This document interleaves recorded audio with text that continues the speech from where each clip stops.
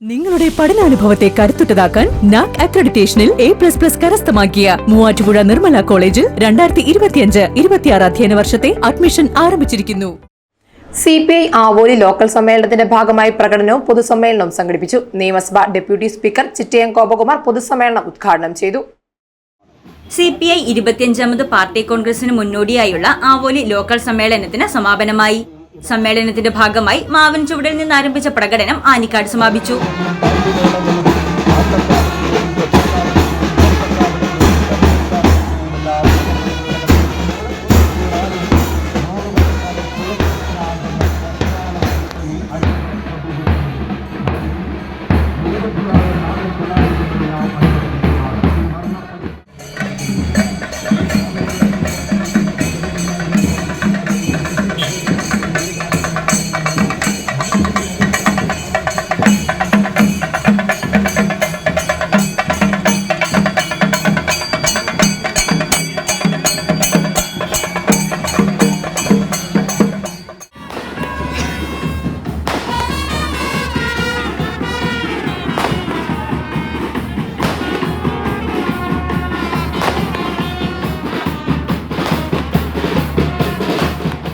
തുടർന്ന് നടന്ന പൊതുസമ്മേളനം നിയമസഭാ ഡെപ്യൂട്ടി സ്പീക്കർ ചിറ്റയം ഗോപകുമാർ ഉദ്ഘാടനം ചെയ്തു.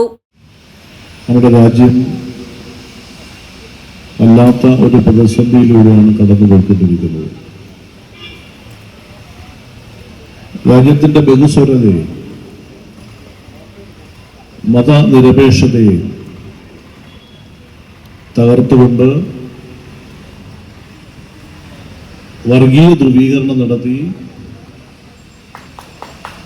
രാജ്യത്ത് മനുഷ്യനെ ജാതിയുടെയും മതത്തിൻ്റെയും പേരിൽ പരസ്പരം ഇല്ലാതാക്കാൻ വേണ്ടി പരിശ്രമിക്കുന്ന ഒരു ഗവൺമെൻറ്റാണ് രാജ്യത്ത് അധികാരത്തിലിരിക്കുന്നത്. അതുകൊണ്ടാണ് 2022 24ാം പാർട്ടി കോൺഗ്രസ് വിജയവാഡയിൽ ചേർന്നപ്പോൾ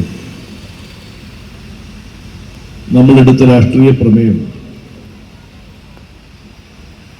ഈ രാജ്യം ഭരിക്കുന്ന നരേന്ദ്രമോദിയുടെ നേതൃത്വത്തിലുള്ള ഗവൺമെന്റ് ഫാസിസ്റ്റ് ഭരണത്തിലേക്കാണ് പോകുന്നത്.